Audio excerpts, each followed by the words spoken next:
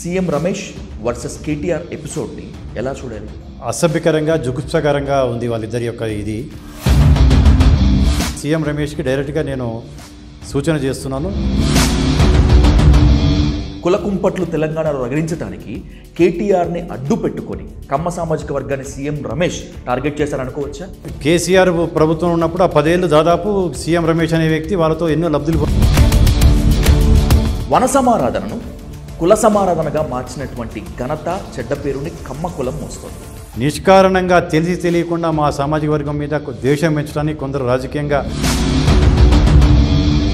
BRS 10 ఏళ్ల సర్కార్ టైంలో మీ సామాజిక వర్గానికి పెద్దపీట వేయలేదా? రియల్ ఎస్టేట్లో కావచ్చు, వ్యాపారాల్లో కావచ్చు, హైదరాబాద్లో. సీఎం రేవంత్ రెడ్డి ముందు, ముఖ్యంగా మీ పార్టీ ముందున్నటువంటి 2 అతిపెద్ద పరీక్షలు, ఒకటి జూబ్లీహిల్స్ ఉప ఎన్నిక, రెండవది లోకల్ బాడీ ఎలక్షన్స్. ఈ రెండింట్లో ప్రజా తీర్పుని మీ పాలనకి రెఫరెండంగా తీసుకోవచ్చా? కుల రాజకీయం ఎక్కడ ఉంటుంది అంటే ఆంధ్రప్రదేశ్ అని టక్కున చెప్తారు. ఆంధ్రప్రదేశ్ జాడలు తెలంగాణలో కూడా వస్తున్నాయా? తెలంగాణ పాలిటిక్స్ని ఆంధ్రప్రదేశ్ పాలిటిక్స్ కలుషితం చేస్తున్నాయా అంటే అవుననే అంటున్నారు. ఎందుకంటే CM Ramesh versus KTR episode ఇప్పుడు హాట్ టాపిక్ కాబట్టి. ఇదంతా పొలిటికల్ డ్రామా, డైవర్షన్ పాలిటిక్స్లో భాగమే అని విమర్శించే వాళ్ళు, ఆరోపించేటువంటి వాళ్ళు కూడా చాలామంది ఉన్నారు. ఏది నిజం, ఏది అబద్ధం అని తేల్చుకునేందుకు let's invite PCC ex working president, senior Congress leader, Kamma global federation founder and president Jetti Kusumakumar గారు అంటూ the dial news hot seat with Vijay Sadhu. Sir నమస్తే. నమస్తే అండి. Welcome to dial news sir. First time. Thanks for giving this opportunity. Thank you sir. Coming to the straight point, CM Ramesh versus KTR ఎపిసోడ్ని ఎలా చూడాలి? అంటే చాలా అసభ్యకరంగా జుగుప్సకరంగా ఉంది వాళ్ళిద్దరి యొక్క ఇది.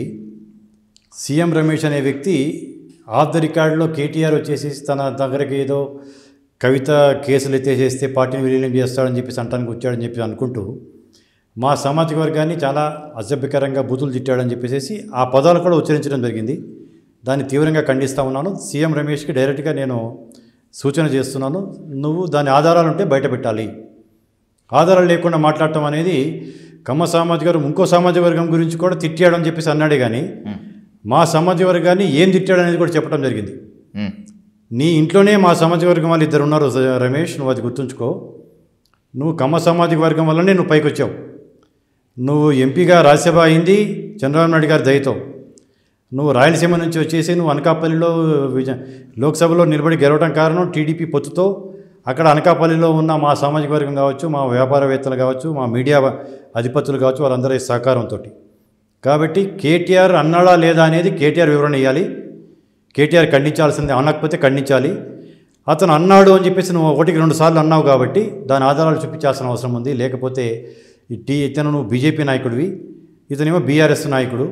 ఈ 2 పార్టీలకి కావాలని కమ్మ సామాజిక వర్గాన్ని కించపరిచేటట్టు హీనంగా మాట్లాడేటట్టు చేస్తున్నారు. కాబట్టి 2 సామాజిక వర్గాల 2 పార్టీలకు కూడా మా యొక్క నిరసన చెప్తున్నాం. 2 నాయకులకు కూడా హెచ్చరిస్తూ ఉన్నాం. కులకుంపట్లు తెలంగాణలో రగిలించడానికి కేటీఆర్ని అడ్డు పెట్టుకొని కమ్మ సామాజిక వర్గాన్ని సీఎం రమేష్ టార్గెట్ చేశారనుకోవచ్చా?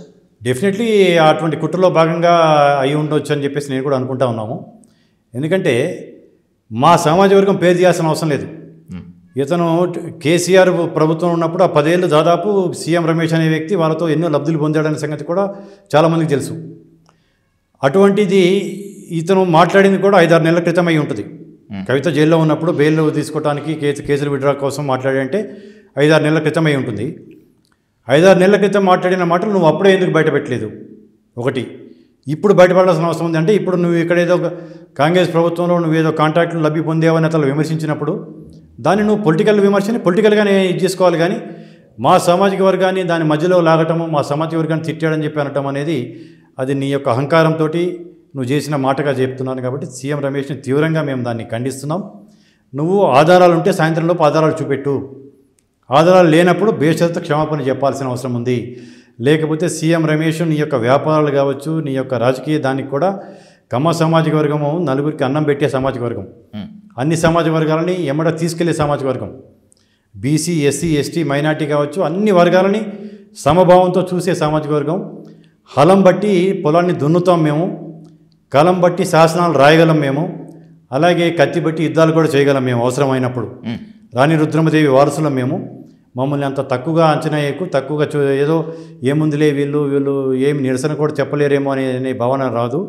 అవసరం ఉన్నప్పుడు మా యొక్క నిరసన ఎటువంటిది 3 రాష్ట్ర ప్రభుత్వాన్ని మార్చిన ఘనత మాది, గర్వంగా చెప్తున్నాం. తెలంగాణ ప్రభుత్వాన్ని కావచ్చు, అక్కడ ఆంధ్రలో ప్రభుత్వం కావచ్చు, కర్ణాటకలో ప్రభుత్వాన్ని కావచ్చు, 3 ప్రభుత్వాలకి మా యొక్క నిరసన తెలిపేసేసి మేము నలుగురితో ఓట్లు వేయించేసి 3 ప్రభుత్వాన్ని మార్చాము. మేము ఎప్పుడు ఎవరికి నిష్కారణంగా ఎవరి జోలికి పోము. నలుగురికి సాయం చేసే మనస్తత్వం ఉన్న సామాజిక వర్గం, నలుగురికి ఏం చేద్దామని ఆలోచించి సమాజానికి ఏం చేద్దామని ఆలోచించే సామాజిక వర్గం. కాబట్టి మా సామాజిక వర్గాన్ని గౌరవభావంతో చూడటం అనేది మేము కోరుకునేది.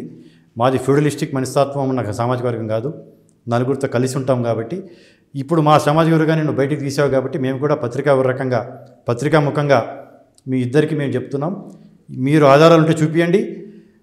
కేటీఆర్ కూడా నిన్న మాట్లాడుతూ ఏదో సమావేశంలో మా యొక్క బీఆర్ఎస్ పార్టీ అనేది ఏ రాజకీయ పార్టీలో విలీనం కాడనే ప్రసక్తే లేదు, విలీనం కాదు అని ఖండించావు.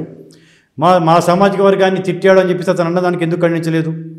అది నువ్వో నీ ఎమ్మట ఉన్న ఎవరితోటో ఇంకా ఒకళ్ళో ఇద్దరితోటో మా ఖండించితే సరిపోదు, స్వయంగా నువ్వే ఖండించాల్సిన అవసరం ఉంది. నువ్వు విలీనం గురించి నువ్వు మాట్లాడినప్పుడు మా సామాజిక వర్గాన్ని కూడా ఇట్లా తిట్టలేదు, నేనేం అనలేదు అని చెప్పేసి నువ్వు ఖండించాల్సిన అవసరం ఉంది. లేకపోతే నీ యొక్క మౌనాన్ని నువ్వు అన్నావు అనేది మేము భావించాల్సి ఉంటుంది. మా యొక్క సత్తా, మా యొక్క బలం ఏందనేది రేపు రాబోయే జిహెచ్ఎంసీ ఎలక్షన్స్లో కావచ్చు, దానికి ముందు రాబోయే జూబ్లీ హిల్స్ బై ఎలక్షన్లో కావచ్చు, కమ్మ సామాజిక వర్గం యొక్క సత్తా ఏందనేది ఈ 2 పార్టీలకి సీనియర్ పొలిటీషియన్గా, ఓ కమ్మ సామాజిక వర్గ నేతగా, కమ్మ గ్లోబల్ ఫెడరేషన్ ఫౌండర్ అండ్ ప్రెసిడెంట్గా మీరు సీఎం రమేష్ని నిలదీయటంలో ఆశ్చర్యం లేదు, రాబోయేటువంటి రోజుల్లో ఇంకా ప్రశ్నిస్తాను అంటంలో కూడా ఆశ్చర్యం లేదు కుసుమకుమార్ గారు. కానీ మీకున్నటువంటి ఈ వేడి సీఎం రేవంత్ రెడ్డి గారికి ఉంటుందా? సీఎం రేవంత్ రెడ్డి గారు అంత హార్ష్గా సీఎం రమేష్ మీద ఉంటారా? అంటే పార్టీ పరంగా ఇష్యూ వచ్చినప్పుడు డెఫినెట్లీ రేవంత్ రెడ్డి గారు కూడా ఆయనకు పార్టీయే ముఖ్యం. సీఎం రమేష్ బీజేపీ నాయకుడు, బీజేపీ ఎంపీ, అంతకుముందు టీడీపీ ఉన్నాడు. చాలామంది రంగులు మార్చినంత తేలిగ్గా పార్టీలు మారుస్తుంటారు. అటువంటిది కాదు మా సిద్ధాంతం. నేను దీంట్లోనే పుట్టాను, దీంట్లోనే పెరిగాను, 4వ తరం కాంగ్రెస్ వాడిని. ఒక సిద్ధాంతాలకు కట్టుబడి ఉన్నాం మనుషులం మేము. నువ్వు ఇప్పుడు రేపొద్దున బీజేపీలో నుంచి మళ్ళీ టీడీపీలోకి వస్తావా లేకపోతే దేంట్లోకి వస్తావా నీ ఇష్టం అది. కాబట్టి మా సామాజిక వర్గం గురించి వచ్చినప్పుడు ఇప్పుడు నేను ఎంత తీవ్రంగా అయితే మా సామాజిక వర్గాన్ని మాట్లాడానని దానికి నేను బయటకు వచ్చి నేను నిరసన తెలుపుతున్నాను. పార్టీ విషయానికి వచ్చినప్పుడు రేవంత్ రెడ్డి గారు కూడా అంతకంటే ఎక్కువగా సీరియస్గానే ఉంటారనేది నాకు తెలుసు. ఒకవేళ నిజంగా కాంగ్రెస్లో ఉన్న ప్రతి వ్యక్తికి, లీడర్కి బీజేపీ అనుబంధ సంస్థలతో, బీజేపీ నేతలతో సైద్ధాంతిక విభేదాలు ఉంటాయి అని నిజంగా అనుకుంటే, కంచగచ్చి భూములకు సంబంధించి రిత్విక్ కంపెనీకి టెండర్లు and by the same way ఈ 4th ఎస్టేట్కి, ఫ్యూచర్ సిటీకి సంబంధించినటువంటి ఆ డీల్స్ ఎందుకు జరిగాయి బీజేపీ ఎంపీ రమేష్తో? అంటే అక్కడ బీజేపీ ఎంపీ రమేషా లేకపోతే అదానియా లేకపోతే ఇంకెవరా అనేది కాదు. అక్కడ లీగల్ ప్రాసెస్ తోటి ఒక టెండర్ ప్రాసెస్ ఏదైతే ఉందో ఆ ప్రాసెస్లో కనుక టెండర్లు వేసిన తర్వాత ఎల్వన్ ఎవరైనా రావచ్చు, బీజేపీ వాళ్ళైనా కావచ్చు, లేకపోతే ఇంకెవరైనా కావచ్చు, బీఆర్ఎస్ వాళ్ళేం కావచ్చు, ఎంఐఎం వాళ్ళేం కావచ్చు, కమ్యూనిస్ట్ వాళ్ళని కావచ్చు, ఏ పార్టీకి సంబంధించిన వాళ్ళు కావచ్చు. అక్కడ ఆ కంపెనీకి ఆ ఎలిజిబిలిటీస్ ఉన్నాయా లేదా, ఆ క్రైటీరియాలో టెండర్ ఏదైతే ఫార్మేట్లో వీళ్ళు ఫిక్స్ అవుతున్నారో ఎలిజిబిలిటీ ఉందా లేదా అనేది చూస్తారు. కానీ వారి యొక్క పూర్వాశ్రమంలో వాళ్ళు ఏమున్నారు, ప్రజెంట్ వాళ్ళు ఏ పార్టీకి అఫిలియేట్ అయి ఉన్నారు అనేది చూడటం అనేది జరగదు. టెండర్ ప్రాసెస్ టెండర్ సిస్టమ్ ప్రకారం వెళ్తుంది. కాబట్టి బీజేపీ నాయకుడు అనే దాని మీద డిస్క్వాలిఫై చేయాల్సిన అవసరం లేదు. అతను ఎప్పుడైతే డైరెక్ట్గా మా పార్టీని విమర్శించి పార్టీని అటాక్ చేయడం ఉన్నప్పుడు అప్పుడు మేము కూడా మా పార్టీ తరఫున అతన్ని ఖండించడం జరుగుతుంది. రేవంత్ రెడ్డి గారు కూడా 100% పార్టీ తరఫున వచ్చినప్పుడు దాన్ని ఖండించక తప్పదు, ఖండిస్తాడు కూడా. కమ్మ సామాజిక వర్గాన్ని ఖండాంతరాలకు తీసుకెళ్లినటువంటి ఘనత మీది. కాబట్టి and by the same way ఒక సీనియర్ పొలిటీషియన్గా అడుగుతున్నాడు కుసుమకుమార్ గారు, నిజంగా బీఆర్ఎస్ నాయకత్వం కానీ కేసీఆర్ కేటీఆర్ కానీ కమ్మ సామాజిక వర్గం పైన కక్ష కట్టారా, కట్టి ఉన్నారా according to the CM Ramesh statement? అంటే సీఎం రమేష్ స్టేట్మెంట్ని బట్టి చూస్తే అతను అన్నాడేమో అని అనుమానం వచ్చేటట్టుగానే ఉంది. ఎందుకంటే ఆధారాలు లేవు కాబట్టి ఖాయంగా మనము దాన్ని నిగూఢించలేము మేము. బట్ కేసీఆర్ ఉద్యమం టైంలో రాయపాటి, లగడపాటి, కావూరి అని మా ఇంటి పేరుతో మమ్మల్ని తిట్టిన విషయాలు మేము ఇంకా మర్చిపోలేదు. అతను తెలంగాణ ఉద్యమంలో తిట్టింది, అతను విమర్శించిందల్లా మా సామాజిక వర్గాన్ని, మా ఇంటి పేర్లతో మా సామాజిక వర్గం నాయకులనే తిట్టాడు. ఉద్యమ సమయంలో కేసీఆర్ విమర్శించిన మాట నిలువదీసిన మాట వాస్తవమే. కానీ బీఆర్ఎస్ 10 ఏళ్ల సర్కార్ టైంలో మీ సామాజిక వర్గానికి పెద్దపీట వేయలేదా? రియల్ ఎస్టేట్లో కావచ్చు, వ్యాపారాల్లో కావచ్చు, హైదరాబాద్లో మీకు అందరికీ. అంటే నేను అదే చెప్పబోతున్నాను. అప్పుడు అట్లా మాట్లాడాడు. ఆ తర్వాత అతనికి 2014 ఎలక్షన్స్లో కమ్మ సామాజిక వర్గానికి ఒక్క సీట్ కూడా ఇవ్వాల. ఎమ్మెల్యేలు 119 సీట్లలో ఒక్క సీట్ కూడా కమ్మ సామాజిక వర్గానికి. ఎందుకంటే కమ్మ సామాజిక వర్గంకి ఇవ్వాలని అతనికి అనిపించలేదా, లేకపోతే అతని దగ్గర ఒక స్థాయిలో ఉన్న కమ్మ సామాజిక వర్గం నాయకులు లేకపోవటం వల్ల అది నేను డిబేట్లోకి పోవట్లేదు. ఓకే. బట్ ఆ తర్వాత కమ్మ సామాజిక వర్గం చెందిన మంత్రి ఒకటి క్యాబినెట్లో ఉండాల్సిన అవసరం ఉంది అనేది అతను గ్రహించి ఎమ్మెల్యేగా ఓడిపోయిన తుమ్మల నాగేశ్వరరావు గారిని తీసుకొచ్చేసి ముందు మంత్రి ఇచ్చి తర్వాత ఎమ్మెల్సీ ఇచ్చి కమ్మ సామాజిక వర్గం వాళ్ళకి ప్రాతినిధ్యం ఉండాల్సిందే అనేది చూపించాడు. రామోజీరావు గారి దగ్గరికి వెళ్ళి ఫిలిం సిటీకి వెళ్ళి రామోజీరావు గారు ఫిలిం సిటీ మొత్తాన్ని ఈయనకి చూపించినప్పుడు నేను ఒక ఫిలిం సిటీతో పాటు ఒక ఆధ్యాత్మిక నగరాన్ని కూడా నేను ఇక్కడ ఏర్పాటు చేయబోతున్నాను. ఓం దాని పేరు భారతదేశంలోనే కాకుండా ప్రపంచంలో ఉన్న శక్తిపీఠాలు అండ్ జ్యోతిర్లింగాల యొక్క నమూనాలన్నీ ఇక్కడ ఏర్పాటు చేస్తామని ఆయన చెప్తే అది తన యొక్క బిజినెస్ పార్ట్నర్ అయిన ఒక వ్యక్తికి చెప్పేసి ఆయన యొక్క ఐడియాని కాపీ కొట్టేసేసి ఇంకోళ్ళకి టిప్ ఇచ్చేసి ముచ్చెత్తంలో అటువంటి రామోజీరావు గారి యొక్క ఐడియా ప్రకారం ఉన్నదాన్ని ఇంకొకటి ఏర్పాటు చేయడానికి కారణమయ్యాడు కేసీఆర్. అటువంటి కేసీఆర్ ఆంధ్ర వాళ్ళ కాల్లో ముళ్ళు దిగితే పంటితో తీస్తాననే మాట కూడా కేసీఆర్ మాట్లాడాడు. ఎగ్జాక్ట్లీ. కమ్మ సామాజిక వర్గాన్ని గౌరవించాడు, ఇది చేశాడు, దాంట్లో డౌట్ లేదు. బట్ వారి కొడుకు కేటీఆర్ ఎంతైతే అహంకారపూరితంతో అధికారంలో ఉన్నప్పుడు తన అహంకారం చూపించాడు, అధికారం దిగిపోయినాక కూడా తన అహంకార ధోరణి ఇంత మటుకు మారలేదు. ఇంకా జాతీయ నాయకుడు చంద్రబాబు నాయుడు గారు మా పార్టీ కాదు, నేను కాంగ్రెస్ నాయకుడిని, ఆయన టీడీపీ. చంద్రబాబు నాయుడు గారి అరెస్టుకి నిరసన వ్యక్తం చేస్తూ కొందరు సాఫ్ట్వేర్ ఉద్యోగులు ఇక్కడ గచ్చిబౌలిలో నిరసన తెలుపుతుంటే శాంతియుతంగా, ఇప్పుడు ఏ దేశం వాళ్ళైనా సరే అవుట్ హౌస్ అమెరికన్ అధ్యక్షుడి ఆ భవనం దగ్గర వైట్ హౌస్ ముందు నిరసన తెలుపుతుంటే పర్మిషన్ ఇస్తారు, అఫీషియల్గా పర్మిషన్ తీసుకుంటే. అటువంటిది మీరు ఆ రాష్ట్ర పంచాయతీ ఇక్కడ ఎందుకు వెళ్ళి రాజమండ్రిలో ధర్నా చేసుకోండి అని చెప్పేసి అతని అహంకారంతో అతను అన్న మాట, ఒక్క మాట కనీసం 10 లక్షల ఓట్లు పోయినాయి అతనికి. దాంతో అతను అధికారం నుంచి ఆపోజిషన్ రావడం కారణం వేరే కారణాలన్నింటిలో పాటు ఇది కూడా ఒక ప్రధాన కారణం నేను భావిస్తాను. ఒకవేళ మీరు చెప్పినటువంటి కారణమే నిజమనుకుంటే జిహెచ్ఎంసీ పరిధిలో కాంగ్రెస్ అన్నా జెండా ఎగరవేయాలి, బీజేపీ అన్నా జెండా ఎగరవేయాలి. But completely different. బీఆర్ఎస్ నేతలకి దానికి తర్వాత మాకు మా పిఎస్సి పొలిటికల్ అఫైర్స్ కమిటీ మీటింగ్లో కూడా చర్చ జరిగింది. 2021 జిహెచ్ఎంసీ ఎలక్షన్స్లో కాంగ్రెస్ పార్టీకి వచ్చిన ఓటు శాతం 6%. ఓకే. అటువంటిది 2023 నవంబర్లో జరిగిన ఎలక్షన్స్లో కాంగ్రెస్ పార్టీకి వచ్చిన శాతం 28%. మేము ఒక సీట్ కూడా గెలవలేకపోయాం, కానీ గణనీయంగా మా ఓటు శాతం 22% ఓటు శాతం పెంచుకోగలిగాం.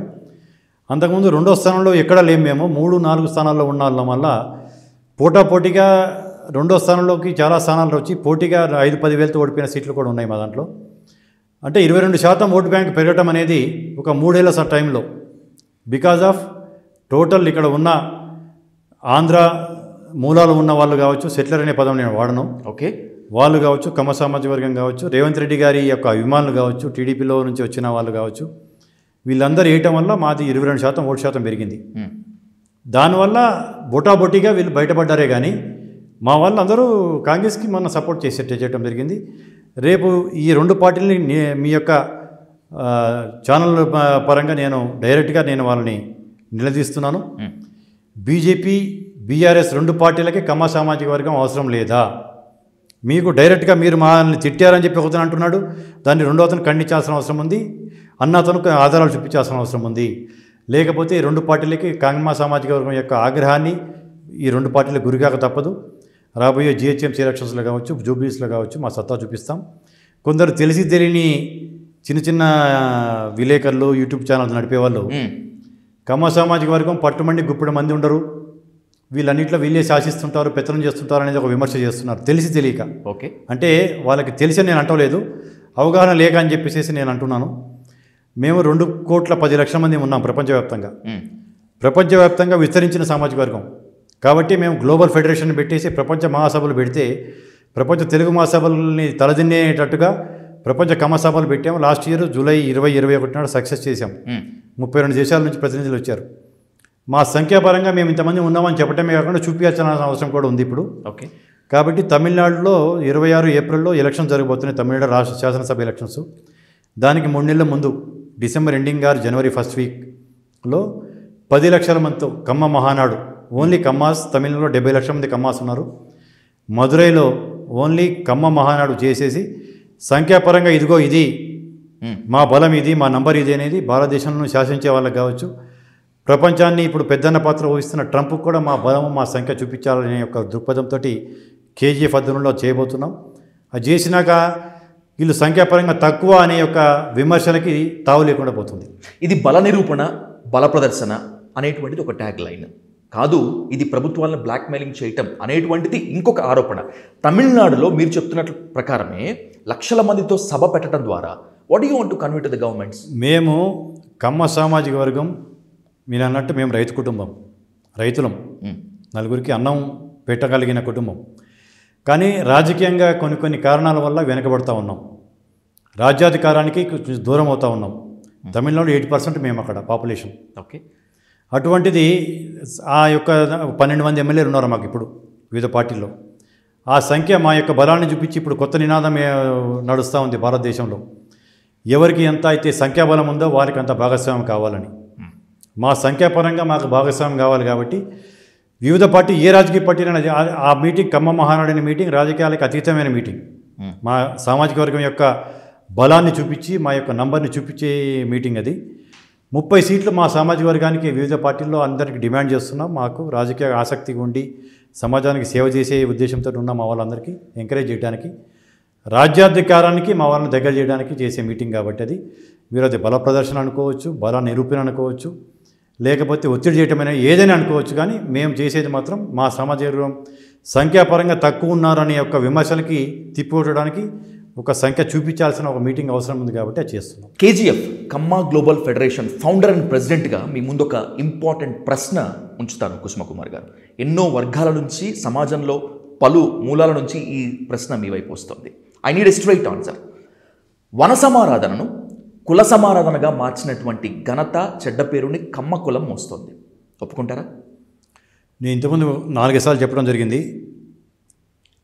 త్రిపురనేని రామస్వామి చౌదరి గారి పేరునే ఉంటారు మీరు, కవిరాజు. త్రిపురనేని రామస్వామి గారు మొదటి వరకు త్రిపురనేని రామస్వామి గారే, కానీ తర్వాత ఆయనకి చౌదరి అనేటువంటి ట్యాగ్ లైన్ తగిలించారు అనేటువంటిది సాహిత్యాన్ని చదువుకున్నటువంటి వాళ్ళు, కవులు, కళాకారులు, రచయితలు మాత్రమే కాకుండా మేధావులు, ప్రజాస్వామికవాదులు కూడా చెప్తారు. అంటే ఏది ఏమైనా కానీ కుల సమాజాన్ని మనం నిర్మించలేం. అల్టిమేట్లీ ఏ సామాజిక వర్గం ఫ్యూడలిస్టిక్గా నడుస్తుంది, ఏ సామాజిక వర్గం మిగతా వారిని తీసుకెళ్తుంది అనేది రెండు చూడాలి ఇక్కడ. కమ్మ సామాజిక వర్గం అందరినీ తీసుకెళ్లే సామాజిక వర్గం మాదే. నేను చాలా గర్వంగా చెప్పుకోగలను.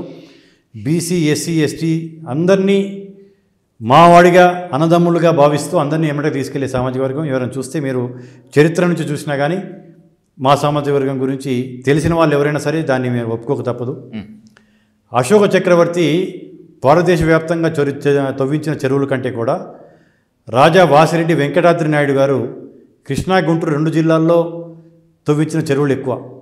అంటే చెరువులు తవ్వించడం వల్ల సమాజంకే కదా లాభం జరిగేది, ఆ చెరువుల వల్ల రైతులకి మేలు జరుగుతుంది. ఇంకోటి కూడా ఉదాహరణ చెప్తాను, మీరు అన్న చాలా మంచి ప్రశ్న వేశారు. ఈరోజు నాగార్జున సాగర్ డ్యామ్ కట్టడానికి కారణం మా ముత్యాల రాజా గారు. ముత్యాల రాజా గారు ఆ రోజు రాజభరణాల కింద, ప్రైవేట్ పర్సెస్ కింద, రాజభరణం కింద 52 లక్షల రూపాయలు ఆయనకి కేంద్ర ప్రభుత్వం ఇస్తే వృధాగా కృష్ణానది జలాలు సముద్రంలో కలిసిపోతున్నాయి. ఈ నందికొండల మధ్య సహసిద్ధమైన ఇక్కడ ప్రాజెక్టు కడితే, మంచి ప్రాజెక్టు కడితే ఎంతో మేలు జరుగుతుంది ఈ రాష్ట్రానికి అని చెప్పేసి ఆయన భావించి 52 లక్షల రూపాయలు డొనేట్ చేసి, ఆ రోజు నీలం సంజీవ్ రెడ్డి గారు ముఖ్యమంత్రి డబ్బులు లేవు కట్టడానికి అని చెప్పేసి అంటే ఆయన డబ్బులు ఇచ్చి ఆయన 5,000 ఎకరాల ముంపుకి తన భూముల్ని ఇచ్చేసేసి ఆ ఇంజనీర్లను తీసుకొచ్చి అడవుల్ని నరికేసేసి అలాగే తోవ కల్పించేసి అలా చూపించారు. ఈరోజు తెలంగాణలో నల్గొండ, ఖమ్మం, వరంగల్, పార్ట్ ఆఫ్ మహబూబ్నగర్ 4 జిల్లాలు దాదాపు సాగునీరు, తాగునీరు. ఆంధ్రాలో కృష్ణా, గుంటూరు, వెస్ట్ గోదావరి, ప్రకాశంలో కొంత భాగం ముందు. ఈరోజు తాగునీరు, సాగునీరు, బౌలార్ద సాగర్ ప్రాజెక్టు విద్యుత్తు పొందుతుందంటే దాని యొక్క కమ్మవారి యొక్క దాతృత్వం, ముత్యాల రాజా గారి యొక్క దాతృత్వం వల్ల ఈరోజు నాగార్జున సాగర్ డ్యామ్ ఏర్పడ్డది. తెలంగాణ ఉద్యమంలో నాగార్జున సాగర్ ప్రాజెక్టు నిర్మాణం పైన, ఆ నీటి పారుదల పైన కూడా అనేకమైనటువంటి ఆరోపణలు ఒక నినాదంగా మారింది. నీళ్ళు ఇచ్చేటువంటి కుడి కాలువలను తీసుకుపోయి ఆంధ్రాకి ఇచ్చేసి ఏమాత్రం నీళ్లు తక్కువగా వచ్చేటువంటి ఎడమ కాలువల్ని తెలంగాణకు ఇచ్చారు అని. అంటే విమర్శ చేయాలని చేశారు. కానీ ఈరోజు లెఫ్ట్ బ్యాంక్ కెనాల్లో ఎస్ఎల్బీసీ నుంచి ఎన్ని మండలాలు ఎన్ని లక్షల ఎకరాలు సాగునీరుకి ఇదవుతుంది, నాగార్జున సాగర్ కావచ్చు, అంతకుముందు ఈ విద్యుత్ పరంగా ఎంత ఇదవుతుంది అనేది అందరికీ తెలిసిన విషయమే. అది విమర్శ చేయాలి కాబట్టి అనే మాటలే కానీ ఇంకో మాట కూడా చెప్పాలి ఇక్కడ ఈ సందర్భంలో. ప్రభుత్వాలు, ప్రభుత్వ రంగ సంస్థలు కల్పించిన ఉద్యోగాల కంటే కూడా కమ్మ సామాజిక వర్గం కల్పించిన ఉద్యోగాలు ఎక్కువ ఈ సమాజంలో. అది ఎవరైనా ఒప్పుకోవాల్సిన అవసరం ఉంది, లేకపోతే డాటా పరంగా నిరూపించడానికి మేము సిద్ధంగా ఉన్నాం. ఆ డాటా మా దగ్గర ఉంది. అది పత్రికా రంగం కావచ్చు, సినిమా రంగం కావచ్చు, వ్యాపార రంగం కావచ్చు, పరిశ్రమలు కావచ్చు, ఏదైనా కానీ ప్రభుత్వాలు, ప్రభుత్వ రంగం కల్పించిన ఉద్యోగాల కంటే కూడా మేము ఎక్కువ కల్పించాం. సమాజానికి మేము ఎంతో చేశాం, ముందు కూడా చేస్తాం. మేము మా కేజీఎఫ్ పెట్టి కూడా ప్రపంచంలో మేమే అందరికంటే గొప్ప అని చెప్పడానికి కాదు, నిష్కారణంగా తెలియకుండా మా సామాజిక వర్గం మీద ద్వేషం పెంచడానికి కొందరు రాజకీయంగా మా సామాజిక వర్గాన్ని టార్గెట్ చేయడానికి కొందరు ప్రయత్నం చేస్తున్నారు. అది తప్పు. సమాజానికి మేము ఎంతో చేశాము అని మేమేం చేసామో చెప్పుకుంటూ ముందు కూడా ఏం చేస్తామని చెప్పుకునే ఉద్దేశమే కేజీఎఫ్ యొక్క ఉద్దేశం. అంతేగాని వేరే సామాజిక వర్గం కంటే మేము గొప్పోళ్ళమో లేకపోతే మాకు ఎదురే లేదు అని చెప్పేసి అహంకారపూరితమైన మాటలు మా ఎప్పుడూ లేదు. రైతులం ఎట్లయితే వినయంగా ఉంటామో అట్లాగే మేము కూడా సామాజిక వర్గం కూడా మాది వినయ విధేయతలు ఉన్న సామాజిక వర్గం, నలుగురిని గౌరవించే సామాజిక వర్గం. కాబట్టి ఇప్పుడు ఈ సీఎం రమేష్ ఈ కేటీఆర్ ఎపిసోడ్లో తీవ్రంగా దీన్ని ఖండిస్తూ ఉన్నాం. 2 ప్రశ్నలతో ముగిస్తాను కుసుమకుమార్ గారు. సీఎం రమేష్ చేసినటువంటి వ్యాఖ్యలు రాజకీయ ప్రయోజనాల కోసం చేసినవని చెప్పి అనుకోవాలా, లేకపోతే తన ప్రాజెక్టుల బండారము, తన కాంట్రాక్టుల బండారం బయటపడింది కాబట్టి అనుకోవాలా, లేదు నిజంగానే కేటీఆర్కి కమ్మ సామాజిక వర్గం మీద కక్ష ఉంది అనుకోవాలా? అంటే దీంట్లో చూడాలంటే సీఎం రమేష్ తన వ్యాపారాల అవసరాలకి దాన్ని అడ్డుపెట్టుకోవడానికి చేసి ఉంటాడేమో అనేది అనుకుంటున్నాను నేను. ఎందుకంటే అతని మనసులో ఏముందనేది నేను తొంగి చూసి మాట్లాడలేను కాబట్టి. I take you one example. ఎందుకు ఇంత బ్రీఫ్గా అడగాల్సి వచ్చింది అనుకుంటే, కమ్మ సామాజిక వర్గం పైన కేటీఆర్ కక్ష ఉంది, చాలా బూతులు మాట్లాడాడు అని చెప్పి ఆయన తుమ్మల నాగేశ్వరరావు గారి ఎపిసోడ్ తీసుకున్నారు. అదే ఖమ్మం జిల్లాను ఒక రెఫరెండంగా తీసుకుంటే, ఒకవేళ నిజంగా కమ్మ సామాజిక వర్గం పైన కేటీఆర్కి కక్ష ఉంది కాబట్టి తుమ్మల నాగేశ్వరరావుని బయటికి పంపించేశారు అని అనుకుంటే, పువ్వాడ అజయ్ కుమార్ కమ్మ సామాజిక వర్గమే కదా. అటువంటిప్పుడు పువ్వాడ అజయ్ని కేటీఆర్ ఎందుకు పక్కకు పెట్టుకుంటారు? ఖమ్మం జిల్లాకి వెళ్ళినప్పుడల్లా కూడా పువ్వాడ నాగేశ్వరరావు గారి ఆశీర్వాదాలు కేటీఆర్ ఎందుకు తీసుకుంటారు? వాళ్ళు కూడా కమ్మాసే కదా. అంటే పైకి మాట్లాడేది ఒకటి, పైకి చూపించేది ఒకటి, లోపల అంతర్లీనంగా నీ మనసులో ఉన్నది ఒకటే ఉంటుందేమో. చంద్రబాబు నాయుడు గారి ఎపిసోడ్లో మీరు రాజమండ్రిలో వెళ్ళి ధర్నా చేసుకోండి అని చెప్పేసి అనటం అనేది అక్కడ కమ్మ సామాజిక వర్గం నుంచి కాదు, అక్కడ నిరసన తెలిపింది. చంద్రబాబు నాయుడు గారి వల్ల ఐటీ ఉద్యోగాలు పొందిన అన్ని సామాజిక వర్గాల వాళ్ళు వచ్చారు ఆ రోజు. వీఆర్ విత్ సిబిఎన్ అని చెప్పేసి సిబిఎం ఫోరం పెట్టుకొని గచ్చిబౌలిలో 60-70 వేల మంది మీటింగ్ చేసుకుంటే వాలంటరీగా, ఇది ఏ రాజకీయ పార్టీ ఏ రాజకీయ నాయకుడో వాళ్ళని ఇది చేసిన వాళ్ళు కాదు, వాళ్ళందరూ కమ్మాసని కూడా కాదు, అందరూ విద్యావంతులు ఐటీ ప్రొఫెషనల్స్ వచ్చారు వాళ్ళు. అంటే నీకు మా సామాజిక వర్గం అంటే నీకు వ్యతిరేకత లోపల ఇంత అంతర్లీనంగా ఉందేమో అని అనుమానాలు వస్తున్నాయి. కాబట్టి సీఎం రమేష్ చేసింది తప్పు, నేను అట్లా అనలేదు అనేది ఖండిస్తే అప్పుడు నువ్వు దాన్ని ఇదే, లేకపోతే నీ యొక్క మౌనాన్ని మేము అంగీకారంగా నువ్వు అన్నావనే తీసుకొని అది నిన్ను కమ్మ సామాజిక వర్గం నీకు ఎటువంటి గుణపాఠం చెప్పాలో చెప్తుంది. సీఎం రమేష్ కూడా 1-2 సార్లు తన ఇంట్లోనే ఇద్దరు కమ్మ సామాజిక వర్గం వాళ్ళని పెట్టుకొని సీఎం రమేష్ మా సామాజిక వర్గాన్ని ఇట్లా బూతులు తిట్టాడని 4 సార్లు పత్రికా ముఖంగా మాట్లాడటం అనేది అతని విజ్ఞతకు వదిలేస్తున్నాను. అతను కూడా బహిరంగంగా నువ్వు ఆధారాలు చూపించాల్సిన అవసరం ఉంది, ఒకటి చూపించలేనప్పుడు బహిరంగ క్షమాపణ చెప్పాల్సిన అవసరం ఉంది. లేకపోతే నీ యొక్క మాటలు మీ యొక్క పార్టీకి కూడా మేము అన్వయం చేసేసి ఈ 2 పార్టీస్ని కమ్మ సామాజిక వర్గం వెలియడానికి మేము సిద్ధమవుతాం. సీఎం రేవంత్ రెడ్డి ముందు, ముఖ్యంగా మీ పార్టీ ముందున్నటువంటి 2 అతిపెద్ద పరీక్షలు, ఒకటి జూబ్లీ హిల్స్ ఉప ఎన్నిక, రెండవది లోకల్ బాడీ ఎలక్షన్స్. ఈ రెండింట్లో ప్రజా తీర్పుని మీ పాలనకి రెఫరెండంగా తీసుకోవచ్చా? అంటే జనరల్గా స్థానిక సంస్థలు ప్రభుత్వం యొక్క పాలన మీద ఉంటుంది. స్థానిక సంస్థలని తీసుకోవచ్చు డెఫినెట్గా. జూబ్లీ హిల్స్ ఎలక్షన్స్ అనేది అది మా సీటు కాదు. గత 3 టర్మ్స్ నుంచి కాంగ్రెస్ పార్టీ 3 సార్లు అక్కడ ఓడిపోయి ఉంది. బట్ రేవంత్ రెడ్డి గారి యొక్క మా యొక్క ఇందిరమ్మ పాలన, ప్రజాపాలన వల్ల అన్ని వర్గాలు మా వైపు తిరగటం, అంతకుముందు మాకు ఓట్లు వేయని సామాజిక వర్గాలు కూడా మా వైపు చూడటం జరుగుతుంది. కాబట్టి జూబ్లీ హిల్స్లో మాది పర్ఫార్మెన్స్ చాలా బాగా ఉంటుంది, గెలుస్తామనే నమ్మకం మాకు ఉంది. కానీ రిఫరెండం అనే పదానికి అది ప్రభుత్వ పరంగా పార్టీ అధ్యక్షుడో లేకపోతే ప్రభుత్వాన్ని నడిపేయాలో మాట్లాడాలి, కానీ ఒక నాయకుడి కింద రిఫరెండము అవును అని చెప్పేసి కానీ కాదని కానీ నేను మాట్లాడటం అనేది అది నా స్థాయికి సరిపోదు. లోకల్ బాడీ ఎలక్షన్స్లో ఎట్టి పరిస్థితుల్లో కాంగ్రెస్కు గుణపాఠం చెప్పి తీరతామని బీఆర్ఎస్ వ్యూహాలు రచిస్తోంది. బీఆర్ఎస్ నేతలు కూడా అదే టార్గెట్గా పనిచేస్తున్నారు. కాంగ్రెస్ బయటపడుతుందా? రేపు లోకల్ బాడీస్లో మినిమం 90% ఓట్లు సీట్లు కాంగ్రెస్ పార్టీ గెలవబోతుంది. 90 నుంచి 99% జెడ్పీటీసీలు జిల్లా పరిషత్ చైర్మన్స్ కాంగ్రెస్ పార్టీ నాయకులు కాబోతున్నారు. అది మీకు రాబోయే 2 నెలల్లో మీరు చూస్తారు. Let's end up with one important question Kusumakumar గారు. జూబ్లీ హిల్స్ కాన్స్టిట్యున్సీ నుంచి మళ్ళీ నాకే టికెట్ ఇవ్వండి, నేను గెలిచి చూపిస్తాను అని చెప్పి కొన్ని కారణాలు చెప్తున్నాడు అజారుద్దీన్. ఇంకొంతమంది ఆశావహులు ఉన్నారు. కానీ రాబోయే జూబ్లీ హిల్స్ ఉప ఎన్నికలో ఖచ్చితంగా మీరు నిలబడతారు, నిలబెట్టి తీరతారు అనేటువంటిది ఒక సోర్స్. టికెట్ మీరు అడుగుతున్నారా, లేకపోతే రేవంత్ రెడ్డి గారి క్లాస్మేట్ కాబట్టి, సీనియర్ పొలిటీషియన్ కాబట్టి మిమ్మల్ని నిల్చోమంటున్నారా జూబ్లీ హిల్స్లో? అంటే మొదటి నుంచి కూడా నాకు ప్రత్యక్ష ఎలక్షన్ నిలబడే ఆసక్తి లేదు. నేను ఆర్గనైజేషన్లో ఎదుగుతూ వచ్చాను. బట్ పార్టీ ఆదేశిస్తే మాత్రం ఈసారి నేను పార్టీ నిర్ణయాన్ని మాత్రం నేను వద్దని అన్నాను. పార్టీ నుంచి వస్తున్నాయి, వినిపిస్తున్నాయి, మీరైతే బాగుంటారని చెప్పేసి పార్టీ నాయకులు, స్థానిక నాయకులు కావచ్చు, అధిష్టానం నుంచి కూడా నాకు వస్తూ ఉంది. ఎందుకంటే అక్కడ నాకు పరిచయస్తులు ఎక్కువ. అక్కడ దాదాపు 2 లక్షల పైన ఆంధ్ర సెటిలర్స్ ఓట్లు ఉన్నారు. సెటిలర్ అనే పదం వాడకూడదు, కానీ ఆంధ్ర మూలాలు ఉన్న కాంగ్రెస్ సాంప్రదాయ ఓట్ బ్యాంక్ మీ బలమా, మీ సామాజిక వర్గం ఓట్ బ్యాంక్ జూబ్లీ హిల్స్ కాన్స్టిట్యున్సీలో మీ బలమా? నాకు కాంగ్రెస్ సాంప్రదాయ ఓట్ బ్యాంకు ఉంటుంది, మా సామాజిక వర్గం ఉంటుంది. ఒకవేళ నేను నిలబట్టమంటూ జరిగితే కాబట్టి డెఫినెట్లీ నేను బెటర్ క్యాండిడేట్ని అవుతాను. పార్టీ అల్టిమేట్లీ పార్టీ నిర్ణయాన్ని శిరసావహిస్తాను. మీ షెడ్యూల్ చాలా టైట్గా ఉంది కాబట్టి అతి తక్కువ ఇంటర్వ్యూతో క్లోజ్ చేస్తున్నాను కుసుమకుమార్ గారు. మళ్ళీ కూర్చోవాలి, ఖచ్చితంగా కూర్చుందాము. కాంగ్రెస్ పాలనపై మాత్రమే కాకుండా మిగతా తెలంగాణ రాజకీయాలపై కూడా ఖచ్చితంగా ఓపెన్అప్గా మాట్లాడతాం. Thank you so much. ఇంకోసారి విపులంగా, ఇప్పుడు క్లుప్తంగా జరిగిపోయింది, విపులంగా చేస్తాను. ముఖ్యంగా మీ వాయిస్ చాలా బాగుంది. I appreciate that sir. Thank you thank you thank you much more sir. Thank you. నమస్తే.